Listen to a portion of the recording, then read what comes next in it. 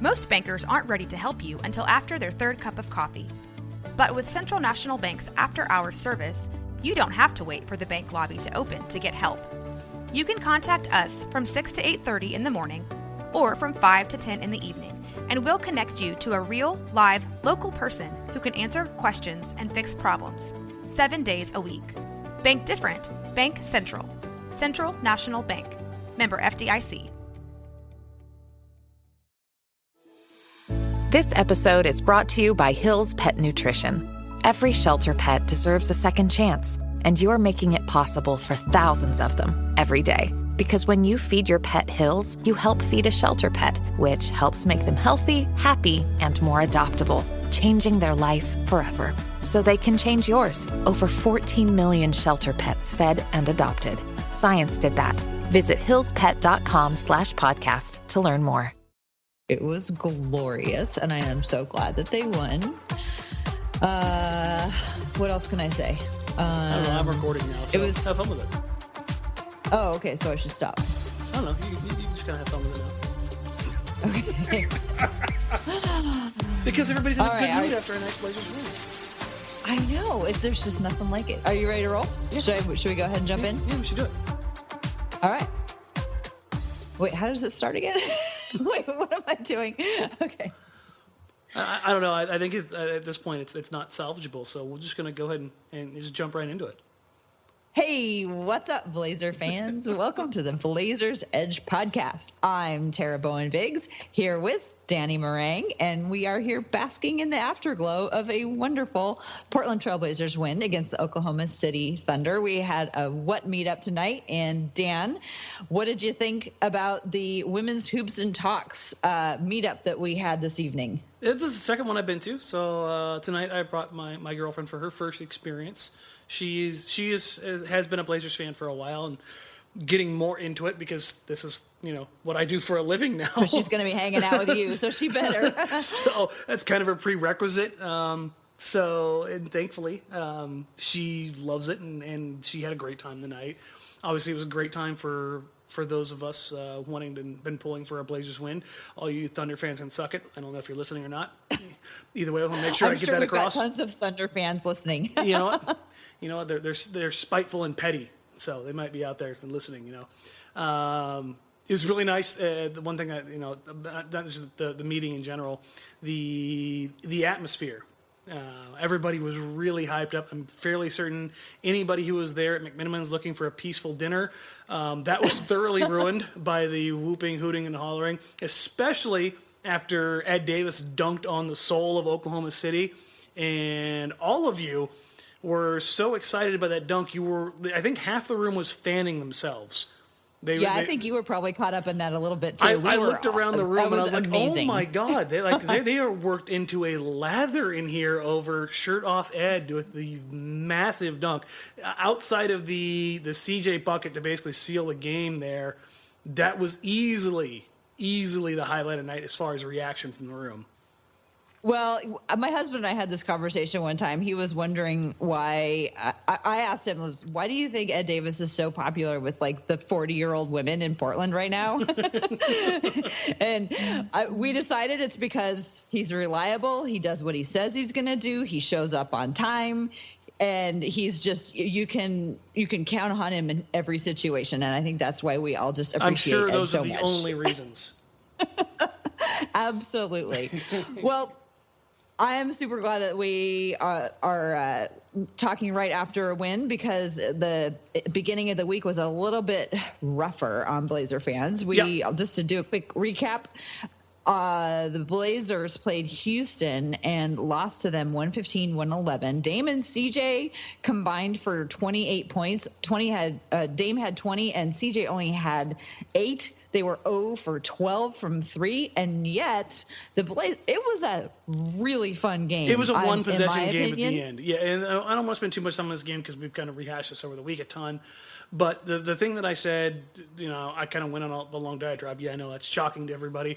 But on Blazers Outsiders and on the radio and a couple other places, I got the same questions over and over again. Was this a good loss or a bad loss? And if you've heard me talk about, good losses versus bad losses, I think that was honestly a good loss because two teams who were very good came out and executed their game plans exactly how they wanted to do it. And it came down to the final possession. The Rockets wanted to take away Dame and CJ as much as possible and make the role players be those guys. The Blazers wanted to take away everybody basically but James Harden and stay tight on the perimeter and make James Harden beat them. The problem was James Harden came ready to play, and the problem for the Rockets was the bench players came ready to play. And so it was just one big right cross after another, just haymaker after haymaker, big play after big play. You got Aminu cannon 4 threes in the first quarter, staying hot all game. The defense was phenomenal for long stretches for both teams.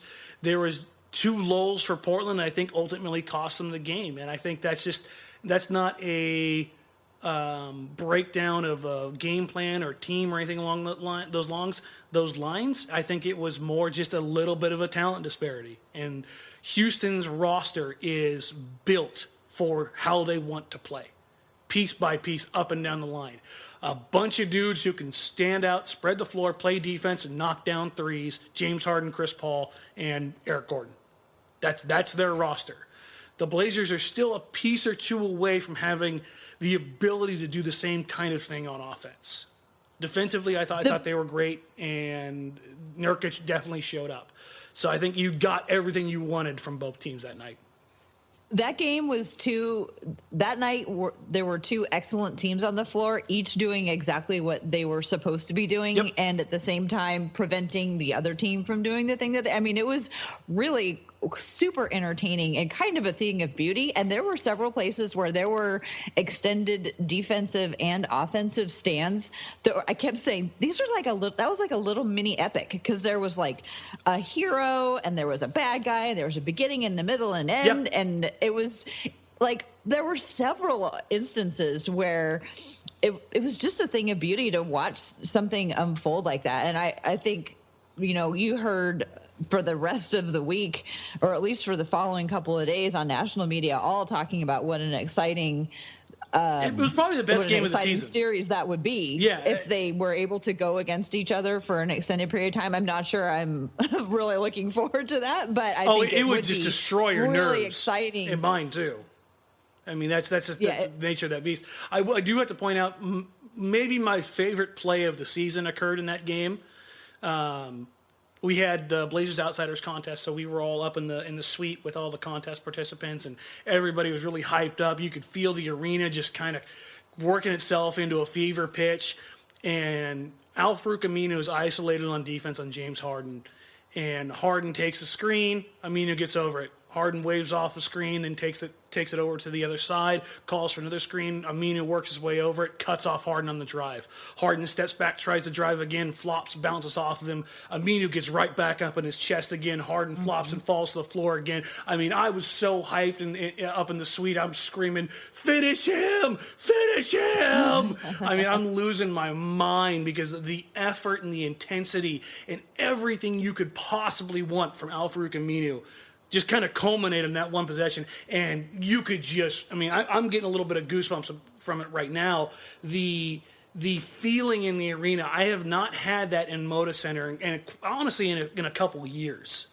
And that to have that feeling restored, fantastic. Yeah, and shout out to everybody who was there that night, because that felt like the old Moda Center, the Memorial Coliseum, the Rose Garden. I mean, it had that intensity of, if you're a visiting team coming in there for a playoff and you're playing against that crowd, that's a true sixth man, and that's brutal to play against for 48 minutes. Yeah, I could feel it from home, watching from home. I could feel that the crowd was really there that night. That was awesome. And of course, I love when Aminu plays well. And it was Aminu, Harkless, and Nurkic. They had 22, 17, and 21. That's a lot of points from the role players. So I'm sure it's been talked to for days and days, but the fact that Dame and CJ could have an off night and the rest of the guys could step up and do what they were supposed to do. It'd be a one-possession game against exciting. The hottest team in the league, basically. Yeah. And I remember one specific instance of a really nice Napier isolation, or a Napier defensive stand on as Harden. well, Yep. where he late in the game. Yeah, just wouldn't let go. Yeah, there's the Positive Residual Twitter account. Have you? Oh yeah, do you ever follow, those guys are great. They've been putting out some more recent, basically some new stats that I think that the NBA has made available that show who guards who during the game. And the ones for that game were very interesting to see how they've changed from the different times Portland has played against Houston. Because like one game earlier in the season, it was just pretty much Evan Turner just guarded Harden the whole time.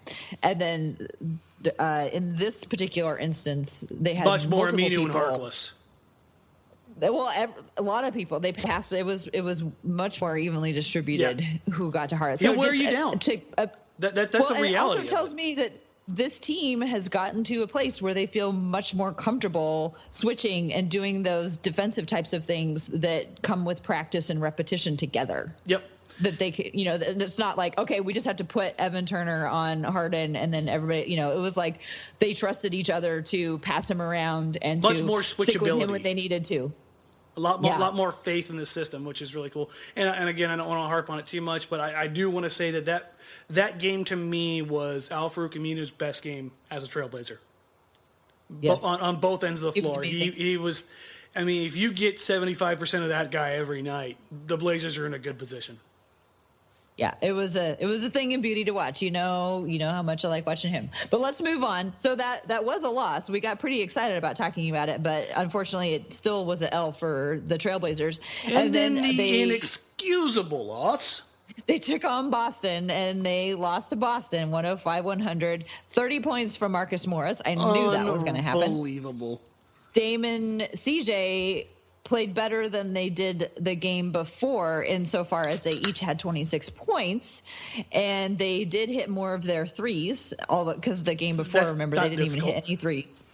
They, CJ was still 1 of 4 from 3. Aminu had another really nice night. He had 16 points this time, 10 rebounds, and 5 steals. They led a lot of that game, but that fourth quarter, they were outscored 38-23. You're not going to win a game when that's what happened. Murdered in that fourth quarter. What do you think happened there? I came into that game thinking... Yeah, but why? What changed? Well, honestly, I came into that game thinking that Portland would handle that in a workmanlike effort with the way they've been playing lately.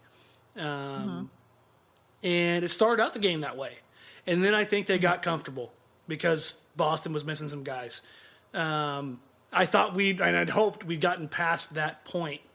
But I thought they got I thought they got really lax in their coverage. Their closeouts just weren't good. I think that there might have been a little bit of a hangover from the streak. There's a lot of pressure that comes with that. You ride a lot of energy, you ride a lot of highs. And when you lose one, I think it's hard to kind of get back on the horse. Not that it's like sad or depressing or anything, but you're feeding off the emotion of that streak.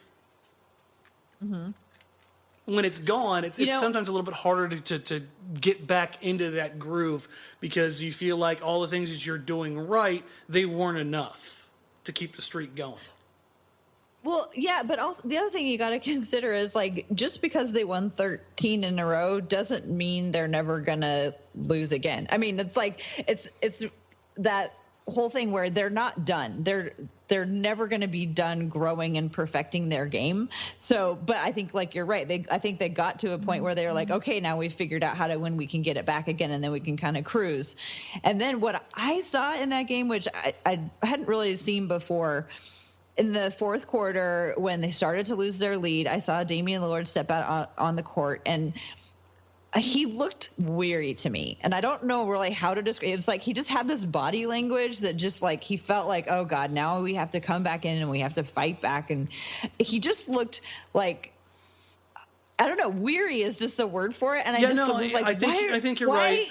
And why are you guys feeling weary? You just got to the point where you can get super hot and win a whole bunch of games. You're not to the place yet where you're like the team from the Bay Area who's like, oh God, okay, we got to come in there and we got to finish this out. And this is annoying. It's like, you guys are not to that point yet. And I think they had they got a little confident in themselves that, and they were just gonna be like, oh gosh, we got to go back in and finish this, and then it was too late. And I think that was a good wake up call, because what my point was is like, you're never done learning how to win games. You can get good at winning games, but you're never like perfect at it. And so they have to figure out how to do another thing, which is to close those games where they're feeling like, oh, we should have had that.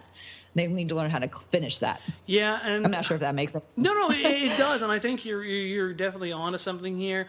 And I don't know if this is playing into it, but I can tell you that, at least from my perspective, if my girlfriend was pregnant and past her due date or at her due date, I'd be mentally fatigued too. With my first kid on the way. And I don't know if that's the case, and I'm not trying to insinuate it was, but I am willing to give Damian Lillard a little bit of a pass in that perspective.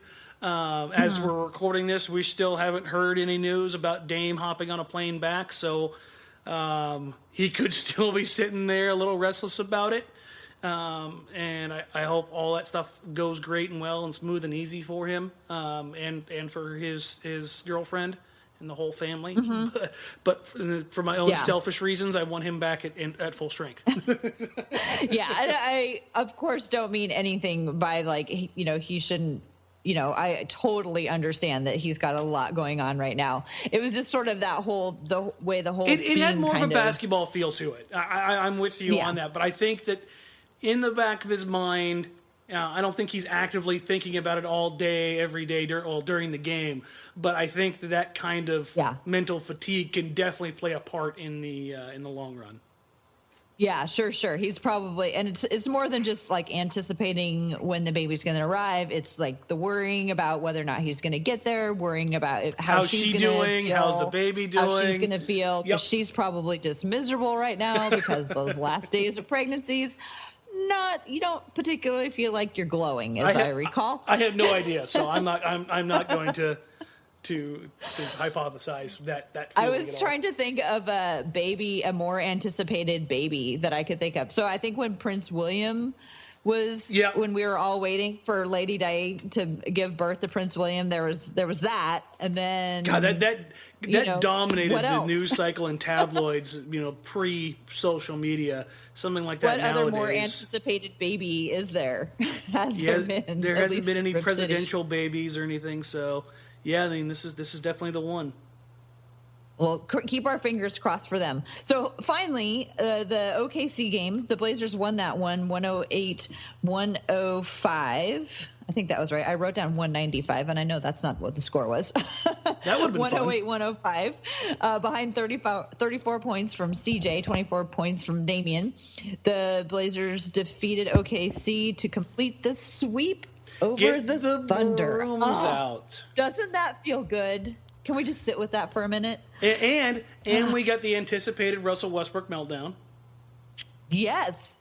Yeah, so there was quite a skirmish, a big dust-up. What did you see happen there? I saw Terrence Ferguson take slight, I guess, to the fact that Ed Davis had the audacity to go over his back. It wasn't even like a hard foul. Ed fouled him. Fell on top of it. Yeah, I mean that's all it was. He went over his back and just kind of fell on him. He didn't push him, didn't throw him, didn't do anything. There's no extracurriculars there. It was just a common crash the boards over the back, probably too aggressive offensive foul or a loose ball foul. Boy, was Terrence Russell Ferguson was not happy, ready. and Russell Westbrook, when we were talking about it, we're sitting there like Westbrook's getting ready to go. The possession before, he threw an elbow, tried to catch somebody, and you could see it brewing. And then Westbrook decided he wanted a piece of Ed. Ed looked at him like, you can't be serious. And before it even got to that, Evan Turner did his best Andre Miller and came from out of the frame and threw Terrence Ferguson into Russell Westbrook and let it be known that there would be none of that. And I think the best part about the entire situation was both Evan Turner's look on his face like, let's go, and the immediate stone-cold stoic reaction of Steven Adams, the peacemaker, coming in like, hey, come on down, everybody. It's always funny to me when the biggest dudes in the world are the ones who kind of come in like, hey, everybody settle down. Just you're not going to do anything. Everybody settle down. Yeah, I mean, Steven Adams to me always seems like not really the voice of reason, but the kind of like, do we really want to get excited about this? You know, like he's kind of the guy that's like, okay, let's wait so we can really rumble about something. You know, this probably isn't the time for us to get worked up because I'm sure we got something that we can all, you know, take to each other later. But yeah, it's just funny when Khal Drogo's the one calming everybody down. I just always find that awkward. And everybody out there, I'm gonna have to throw this one out there because I just can't let it slide. You said tonight that Joe Freeman looks more like Khal Drogo. Joe Freeman of the Oregonian looks more like Khal Drogo than Steven Adams. A small Khal Drogo. He's a pocket-sized guy. I love Joe. Joe's a fantastic writer and a great beat reporter. But I do not see Khal Drogo and Joe Freeman. Okay, he's got those like dark Dothraki eyes, and he's got like the dark beard and the long pullback hair. I mean, he just reminds me of him, and he always has. He's a much smaller Khal Drogo, but he looks like Dothraki. Let's just say that. All right. So the tribe of Freeman lives on. But definitely all the other folks in the room at Women's Hoops and Talks were with you that Steven Adams looks more like Khal Drogo, and I can totally see that too. But anyway, there's quite a dust up, but the Blazers come away with the win and a very. We have to address one more thing about the dust up. Nobody got tossed. Nobody got hit with a flagrant. I know. Like, I was almost certain that Evan Turner was getting tossed. Anytime you come running from out of the frame and send two guys flying after the play, it's bare minimum flagrant foul. Yeah, that was pretty minimum. shocking. The rest decided not even flagrant. Offsetting technicals, and then a personal foul on Ed Davis. And I was like, how in the world is Evan Turner not getting hit with a flagrant foul here? Well, and, you know, I guess 20 years ago, people would be laughing at us for even considering the fact that people, you know, should have been tossed for that dust up. Yeah, well, it's further proof that nobody knows what a flagrant foul is still. Right. Also, how soft we've all gotten, right? That's where you're supposed to say that. Oh, yeah, no, that's just a given. Well, I was super glad that we got that win. Now, before the game, you were saying how tremendously important it was for the Blazers to get this. And I totally get that. Yeah, the Blazers needed it because now they have, it's a two-game swing. Right. Because the Thunder were nipping at their heels. The Thunder, I mean, it wasn't, right behind them. It wasn't evident when the game started, but the Thunder have been playing really well over the last 10 days. Oh, yeah. So, and then Portland comes out and smacks them in the jaw. It's an 18-point lead. 10 out of 13. Yeah, but I mean, Portland has an 18-point lead to start the game, and I'm thinking, okay, I mean, even if the Thunder work themselves back into this game, it should be something that Portland handles really well. Dan, I can't believe that you still think an 18-point lead. It's a 21-point swing. That is not normal. That is not usual. Game of runs are not. We go over this like every week. There is no lead that's safe. That's a problem. Give me a 30-point lead, and I'm happy. That's a problem. And I was hoping Portland was past this point. To get it that much in a hole? You mean you think that they should not even be in any business of getting in even a hole that big in the first place?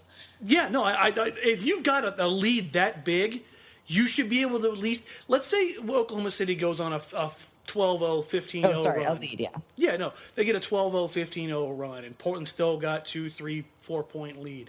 That's when I would like to see them come out, run some bread and butter plays, get a couple really good possessions and reestablish order and start to build on something again.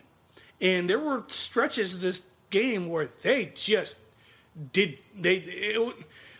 they looked more like the Blazers from a couple months ago than they'd had over the past 2 months. And that worried me a little bit. Yeah, that worried me a little bit. In what ways?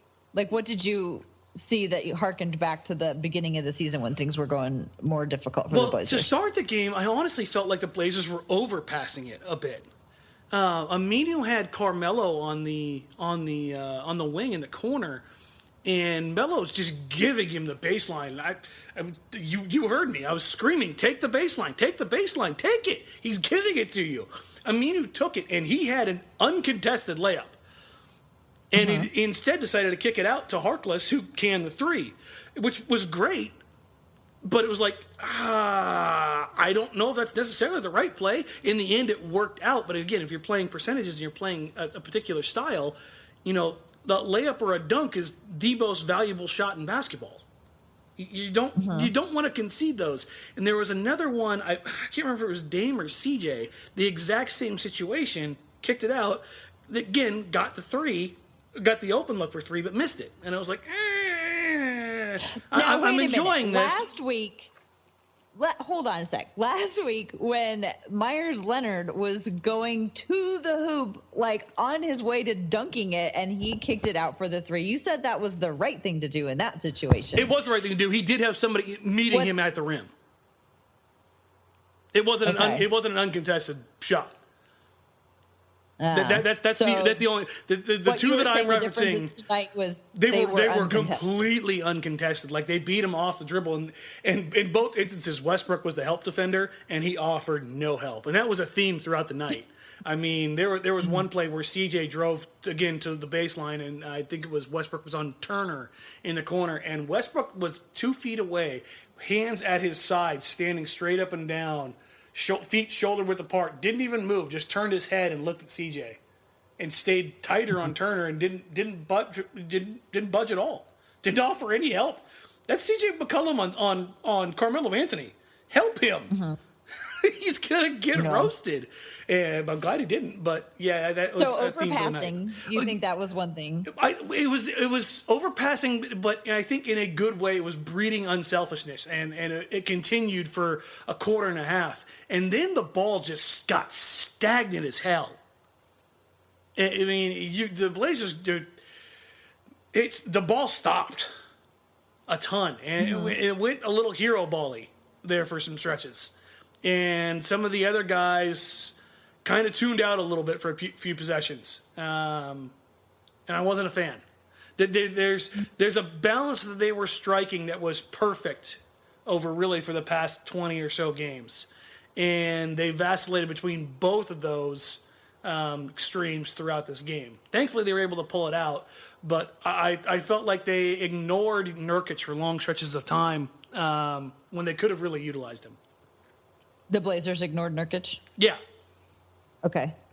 So I think the difference between you and me, Dan, is that when the Blazers are down by 18, I still think that they have a chance. And you think when they're up by 18 that there's no way that they can lose.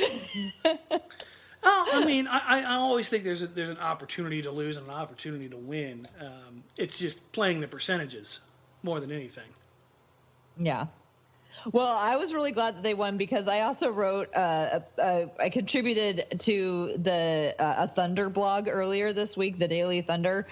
They asked questions from writers from different teams that they would be playing throughout the week, and they wanted to know like who was going to win and what the Blazers were going to play like and all that stuff. And I just went on heavy about how good the Blazers were going to be. Shout out David Brandon. David Brandon's the homie. And about how the Blazers were going to win, and I was so relieved that they won because I didn't want to sound dumb. Put the jinx on them. So, could have blamed Tara, everybody. Could have blamed Tara. No, but it didn't happen. I got that one right.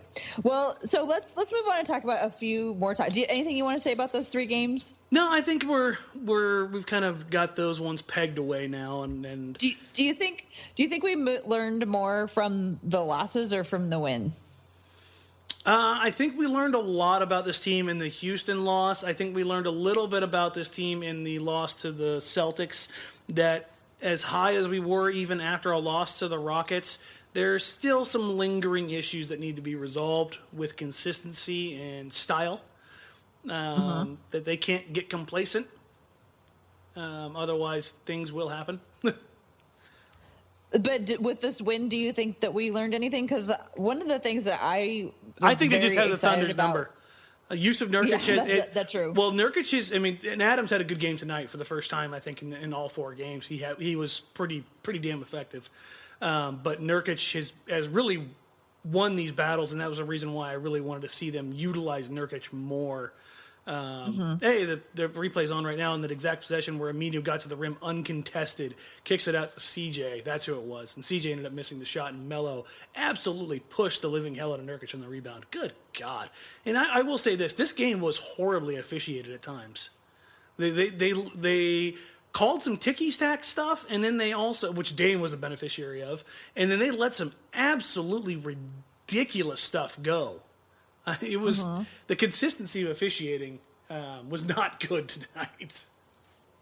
Well, actually, let's talk a little. There was a question that I had for you really started during the Houston game. And so Portland fans definitely do not like watching James Harden. I think we can probably It's not just Portland fans. I've put this out on Twitter before. It was tongue-in-cheek, but also quite serious. I don't enjoy watching James Harden at all. I said that, I put out the list of things I'd rather do than watch James Harden, like a root canal, spinal tap, jumping on a bed of So why don't nails. you like watching James Harden? I think he's a Hall of Fame caliber player. I think he's one of the most dynamic offensive talents in league history. But the extra stuff is just so brutally painful to watch. The flopping, the flailing, the throwing of the arms. I feel like he's cut down on the flopping and the flailing in the last season.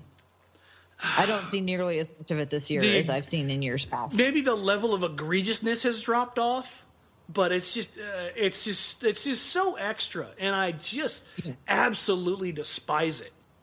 Well, I'm not trying to be a James Harden apologist here, but one thing I did want to ask you about is a lot of people don't like watching James Harden because they don't like watching those fouls. They don't like watching those fouls where he jumps up and throws himself into, it looks like he's jumping up, throwing himself into somebody else, and then he gets the call. So let's talk a little bit about those fouls, because I've seen Damian and CJ do those exact same maneuvers more successfully this year, especially as the year goes on. And I don't think that we can complain that much about Harden doing it when we're seeing CJ and Dame get rewarded for it. So what I'd like to do is I'd like to find out, exactly what is that foul and how is it supposed to be called as far as you understand it? It was a very hot topic last season and during the off season as well. Yeah, so the NBA has said not just the rip through move, but the jumping into somebody to initiate contact both were supposed to be points of emphasis, where you're not supposed to be rewarded for free throws on a rip through. And you're not supposed. So a rip through, what is that technically something? So what do you mean by your rip through, for anybody who's not aware, you've got a hand on each side of the ball. A defender puts his arm out, extends his arm away from his body towards you, and you rip your arms across his arm, and then go into a shooting motion to draw the foul. Now, so you have the ball and you have it in your hands, and you raise your hands up underneath the defender's to initiate the hands. Contact that he. And here's my whole. That's the rip. Yes, and here's my whole take on this, and versus what the NBA says should be a foul, and what my interpretation and what I've asked around a lot around the league, what they would like to see this properly instituted or called as such. For me, the idea that as a defender that you can't have your arm extend. Let's say you put your arm straight out parallel with the floor, and you've established that position and you aren't moving it. You're denying the passing lane, you're denying vision, whatever it is. Why is it that if you have established that position, that the offensive player has the right to hit your arm out of the way and draw a foul in that position? If you got there first, why did they get to come up and under it? Okay. Here's my reasoning behind it. If you're driving to the rim and a defender has his arm outstretched to block your shot and you move his arm out of the way, what is that typically called? It's an offensive foul. Okay. Why is it not an offensive foul in that position? What changes? It doesn't make any sense. So that play alone, I absolutely hate every part about it. The other one is, and this Dame has been a huge beneficiary of this over the last couple of months, is the coming off the screen, throwing on the brakes, and having the defender jump into you or drag into you or bump you, in the hips and the legs, basically from the waist down, and drawing a 3 free throw opportunity behind the 3-point line. Mm-hmm. And Harden is the guy that kind of came up with it. Harden and Chris Paul. Chris Paul was great at this in Los Angeles. Even more so now. And now they're both on the same team. And I don't think it's a coincidence that the Trailblazers have hired a man who was a former official and worked with the league, and is now helping the Blazers understand how games are called, what's called, when it's called, and how and why it's called. And the Blazers, particularly Damian Lillard, getting to the free throw line more often despite driving less. So he's, over the last month, he's averaging almost 10 free throws a game. The month before that, he was at 8 free throws a game. On the season, he's at 7.3. So let's you know he's getting to the line a ton. Getting better. Much more recently, especially as the season goes on. And I don't think it's a coincidence that the Blazers are working with a guy who's helping them understand how, where, why, when fouls are called. No, I think they've learned a lot from this, and I have also noticed a lot less complaining about calls, and more, especially from Nurkic. And more about generating them. Yeah, I mean, they've kind of unlocked the key almost. That I'm kind of surprised that more other teams aren't capitalizing on seeing their success. I suppose they all will catch up with them next year. But my point about Harden is that are Damian and now CJ getting those same kinds of fouls, or are theirs somehow like less egregious to watch? Damian is certainly, and when you asked me about this tonight, I said it. I don't like it one bit, but if they're going to call it this way, you have to take advantage of it.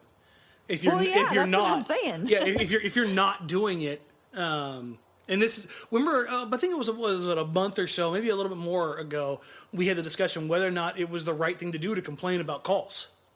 Like if that's going to generate more calls for you, because the Blazers as a team and as an organization have not been a team that really complains much. Think about the leaders of this team over the past few years. Damian Lillard, not really a guy that complains a whole ton. He talks a lot. He's not a guy that goes to the refs a ton. But he doesn't do the same thing that Chris Paul does, or the guys who put their hands up by their face and get all agitated about it. And when he does, he usually has a pretty good beef, and I think that's kind of been what the Blazers have been about. And that's not even just me being a homer, because anybody. Oh, come on! You've watched plenty of games with me and heard me say there's no way that was a foul. There's nothing. There's no reason for him to complain. I agree with that. And here's my whole thing. I mean, you look at Dame, you look at LaMarcus. Before that, you look at Brandon Roy. These aren't guys that really wasn't a part of their game. They got to the free throw line well enough, but as far as being complainers and working the rest the entirety of the game, that just wasn't who they are. So I think they may have found a way to generate those opportunities and those looks without giving off the perception of being that whiny team like the Clippers, like the Rockets, like the Cavs. The Warriors to an extent do it.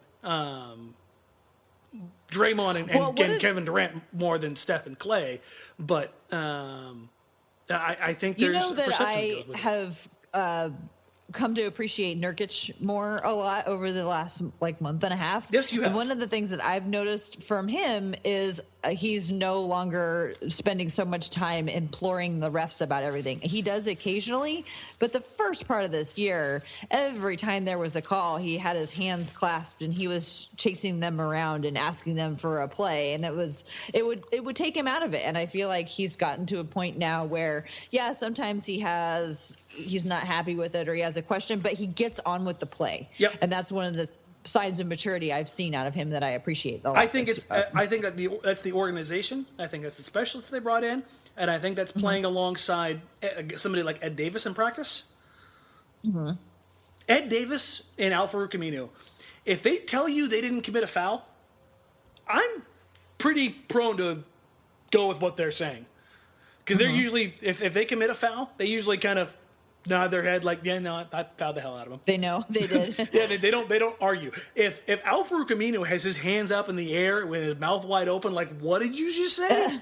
There's a good chance it was a clean block or a clean play or a clean steal. And I think I want to hope and I want to believe that does have an impact on officials. Like the understanding having that having a couple guys on the team that aren't going to argue everything. Exactly. Like, make the game easier for you to officiate the game. Because I've reffed at high school and low level college. I'll tell you right now, guys that complained the entire game, oh God, I swallow my whistle every time. I'm like, nah, man, you're not doing this. I'm not playing this game. And I think there's a mental part of that has to be at play. If it's not, I'm kind of disappointed. Well, I think it's definitely been something to watch, and I think the bringing in the specialists seems to have had a real impact.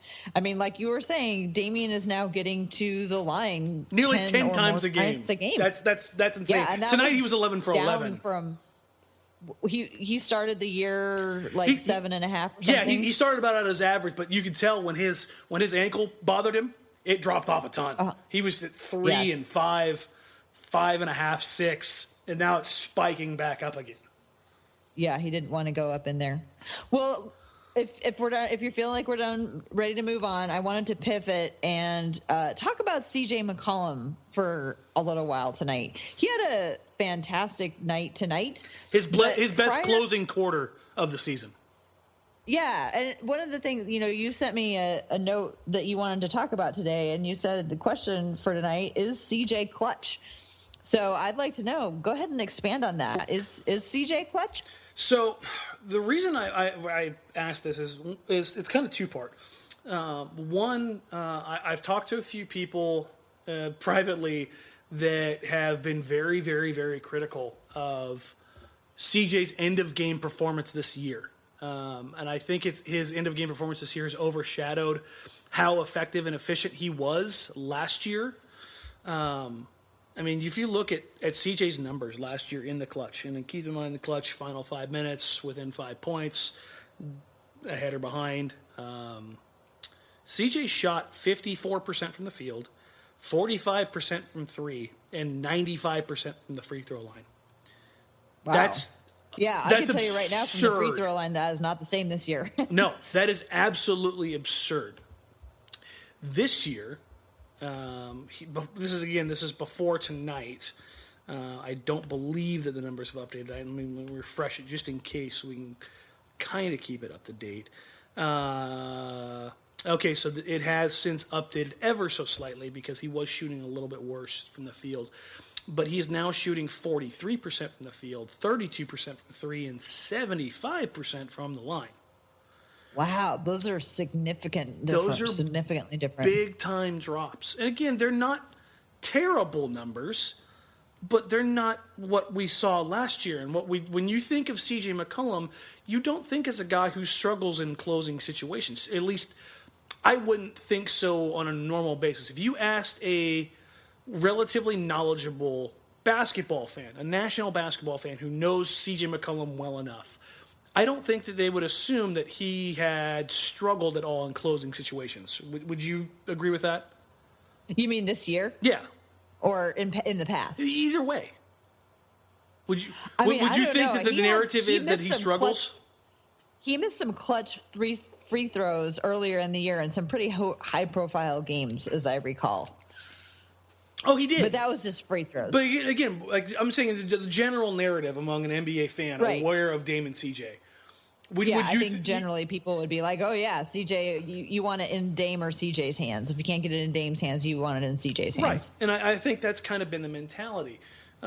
Clearly, obviously before tonight, CJ has struggled at long time in those situations. Well, Damian Lillard has shined. 46% from the field, 39% from three, and 92% from the free throw line. I mean, you don't get much better than what Dame has been as far as getting to the free throw line in the clutch. So do you have any theories why CJ might be different last year from this year? Is it just more attention on him, or what do you think? I honestly don't know, because here's the thing. I've gone back and I've watched video clips of his field goal attempts in these situations, and I really can't find what's going on, because he's getting to his spots. Mm-hmm. There are many times where he's been great about getting to his spot, but not hitting the shots. His mid-range game, at the elbows where he gets to, he's 0 for 2, 2 for 8, 3 for 6 in the clutch, in the 3 kind of mid-range pull-ups where he gets to. And he's shooting 53% at the rim. Like, if you look at, I'm sitting here looking at his shot chart right now, and there's only 2 spots on the floor where he has more than 3 shots, where he's shooting better than league average. And that just... There's only 2 spots. In the clutch or overall? In the clutch. No, okay. This is purely in the clutch. And that's just such a stark contrast to... If you've heard, we talk about this in the podcast over the last couple of months, CJ McCollum as one of the best pure shooters in the league. Mm-hmm. So contrasting those two things has been a little bit difficult for me to find any kind of rhyme or reason for it, because he's getting to the spots you expect him to get to. That pull-up mid-range jumper at the elbow, the floater in the paint, catching and shooting off the curl, coming off the down picks off the baseline and rising up for the wing 3. He just hasn't been good in those situations. How do you feel about CJ overall? We had a Twitter comment last week from a young listener, from actually the father of a young listener, who challenged us to think about CJ. His daughter, he said, believed that CJ might be overrated. And I think it's really important to ask those questions as we continue the narrative about the players, especially who are the big stars. I think one of the things that she was talking about in particular was his defense, but just in general, like I said, I think it's important that we, question these dominant narratives. So what do you think about CJ and how he is rated? Maybe I don't know how we even rate people, how we even decide whether or not somebody is over or underrated. Sometimes it's like whether or not the national media is talking about them a whole bunch, or whether or not they're finishing. What are your thoughts on how CJ is rated?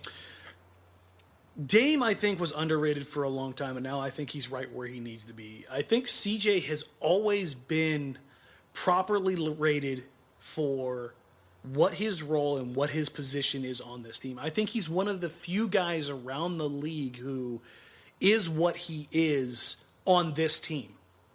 Now, if CJ was the number one guy on this team or another team, I think that's an easier discussion to have, because the opportunity, the position he would be put into in that situation is much, much different than being option. Because it's no longer Dame and CJ as in option 1A, 1B, and the slight variance that we saw. While Damian was always clearly the 1A, CJ was on some nights very, very close to that 1A option.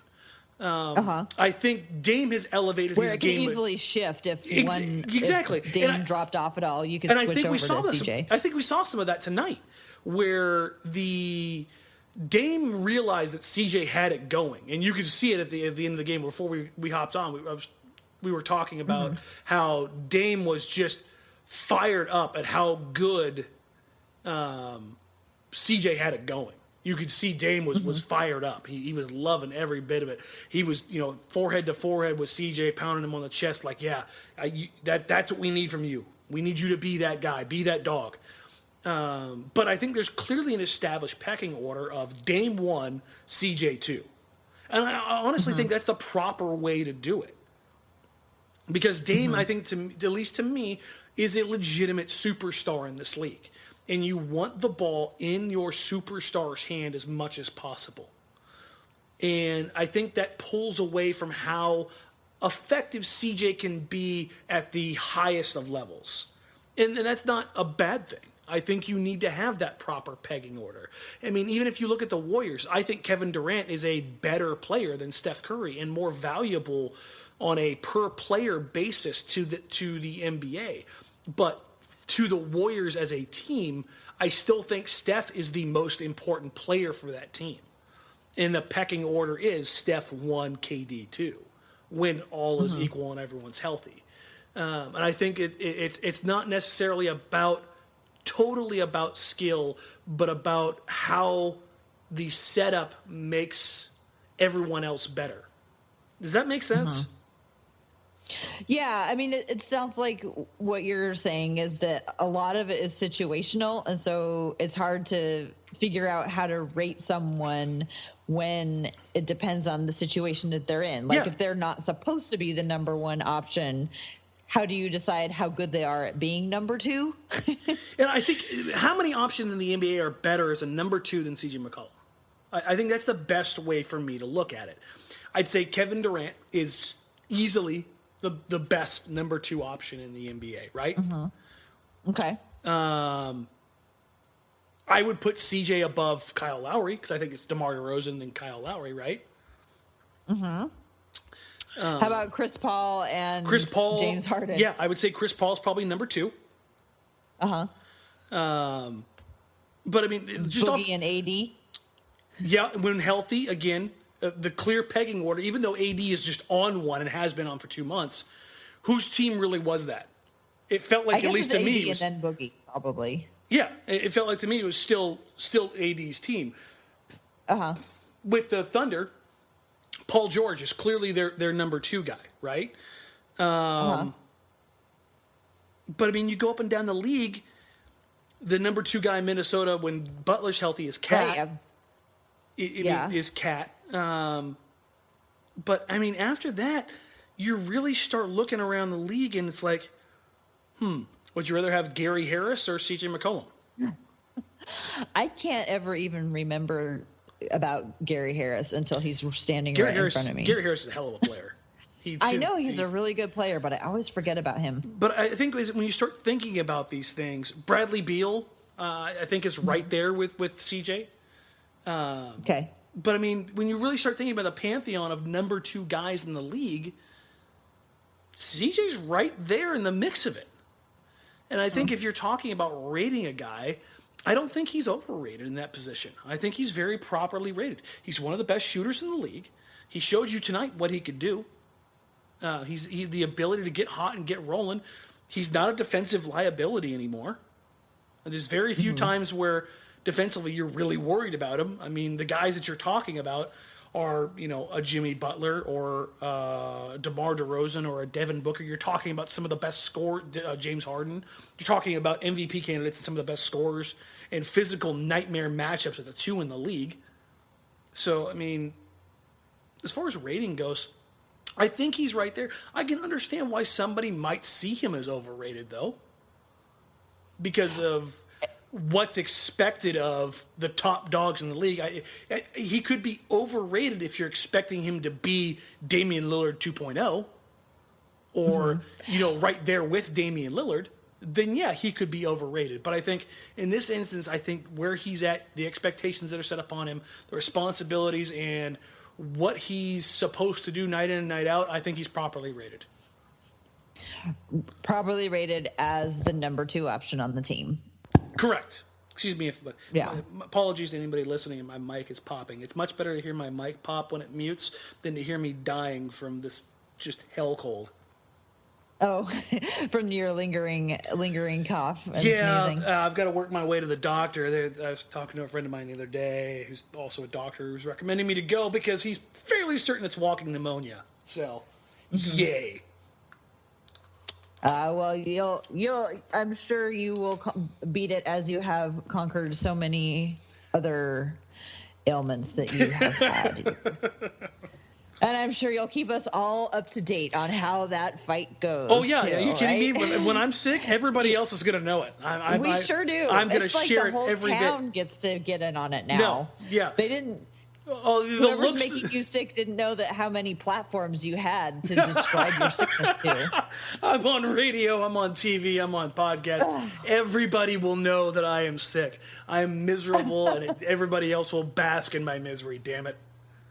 Well, a Blazer win sure seems to help out a lot, though. It makes you feel like you're more ready. It makes you feel like you're on the road to recovery more than probably a Blazer loss, right? Oh yeah, absolutely. I mean, we're at that point now. So, no, this is feeling good. I forgot we had one quick question, or I don't know if it's quick. It'll probably be pretty quick. One question from Isaiah De Los Santos. Shout out Isaiah, member of Blazers Edge, one of our new editors. Yes, we put it out there if anybody had any questions, and he wanted to know what happened to the bench, and he wanted to know in all capital letters. Is this the subject of a whole other podcast? Yeah, no, I mean, we'll kind of use this as a bridge to, I think we'll discuss that once we see how the team does another week outside of the winning streak. But tonight with the real possibility that Dame will be missing some games, at least one or two coming up. We'll see some guys probably have to step up. Tonight they got their butts kicked, 36-8. 36-8. That's wow. They got outshot 61% to 29%. They did out rebound the Thunder bench, so yay. Was this a situational type disparity, or is it just that our bench hasn't been playing well lately? That who hasn't been playing well? That the Blazers bench hasn't been. You know what? Is this because the last couple of games, Pat Connaughton has been in the right spot, taken the right shot, done the right things. The damn ball just won't fall. It's very, very much Luke Babbitt-esque, where if you remember when Luke was here, right place, right time, taking the right shot. Martell Webster, very much in the same vein. And every time those guys shoot, you think that's a good shot. That's the right shot to take. Mm-hmm. And it looks good leaving their hand, then it hits the back of the damn rim. And you're just like... Yeah, they just give it a little too much. God's sake, man, would the ball fall? And I think that he's just in a slump, and him personally... he'll figure it out. And I think Terry Stotts and the coaching staff and his teammates feel the same way because he's still getting minutes. He's still out there doing the damn thing. And I think that's a testament to how this team is feeling about those guys right now. Evan Turner is banged up. Mm-hmm. He looked like he was in a lot of pain. He did not look like a happy man when the floor mopper at Chesapeake Energy Center, whatever it is, decided to leave that giant wet spot at the three-point line. Because when he slipped, the look that he gave was one of just pure death. Like that guy with the mop towel floor dryer thing was probably hiding behind the stanchion at that point in time. Because if Evan could have got to him, good God. This is not to insinuate that Evan Turner would inflict violence on a towel boy, but yeah, he was not happy, and clearly not because his back's been bothering him a ton. His lower back's tweaked, and I can't imagine trying to play in the NBA. There's a lot of things that you can fight through. Playing a sport at a professional level where you have to run up and down on a hard surface for 30 minutes a night with back issues, nah, fam, I'm good. So I think he gets a note from the doctor here as far as how he's been performing lately. Yeah, and Ed's never been a high scorer. He just shows up and does the things he needs to do. Hasn't really found his shot. He occasionally will hit a couple, but he had a rough night struggles tonight too, and that's why he didn't see the floor. He was out there for 10 minutes and was a -9. Well, and I'm thinking that I was also thinking too that Terry Stotts is over the last few games he's pulled his minutes up on Collins' minutes. Yeah, he's giving Nurk more shine and definitely pulling Collins' minutes back a bit. Zach has he's not had more Ed and Aminu out there together. And Zach has had some nice combination. Some not good performances lately. This is not my crap on Collins moment. I think he's probably hitting the rookie wall about this point in time. It's about that time for him. So it's probably a good thing that he's getting his minutes back as we say that I'm watching Collins get caught on a screen and allowing Raymond Felton to knock down a three. Don't just dwell on that, Dan. It's not like it's not Collins. It's Raymond Felton. It's just Raymond Felton had 2 times tonight where going off in this game, like when Turner slipped, Turner went down. Yeah. Like Raymond Felton got that goal. That was gross. He like flexed and pointed and said, "Yeah, boy, I got this. I'm the man." I'm like, the dude fell down on a wet spot because your towel boy's a jerk. We don't know if the towel boy is a jerk. No, this towel boy's a jerk. Towel boy, if you're listening out there, screw you. All right. That's how I feel about this. He's the person from the Thunder who's listening to our podcast. He's the petty, spiteful guy. And he's like, yes, I got him. I got him. But yeah, like the audacity to get like that's why he's still booed. Like clearly he's still just a complete tool bag. Like just maybe that could be our headline. Raymond Felton is still gross. But yeah, I used my headline last week. You know what? I went with it, and then I was talking about it, and I was like, you know what? It's probably a good time to start talking about Coach of the Year stuff. Let's use that as the headline. And I posted it at 3 a.m, whatever it was, and my timing was pretty decent because I think Kerry Eggers, Jason Quick, and Joe Freeman all released articles that same day to the same point. And I'm like, apparently we're all kind of on the same page. Much like, with a group of women living together, the Blazers media is in sync now. So we've reached that level. Oh, my God. We're stopping on that note. It's time to go. You spent too much time with the ladies today, Dan. Or maybe just the right amount. Just the right amount, yep. You know what it's like? Oh my gosh. It's like, do you know the history of Achilles was actually when he was a baby, his mom found out that he was cursed and that the gods were going to try to kill him. Yeah. And so they actually put him in with all of the women, and he was raised as a baby amongst all of the women to hide him and to protect him from the gods who were going to destroy him. Because they knew his weakness. You. Yeah, exactly. You guys, apparently the gods all know my weakness, and it's 18-point leads. I think it's time to shut it down.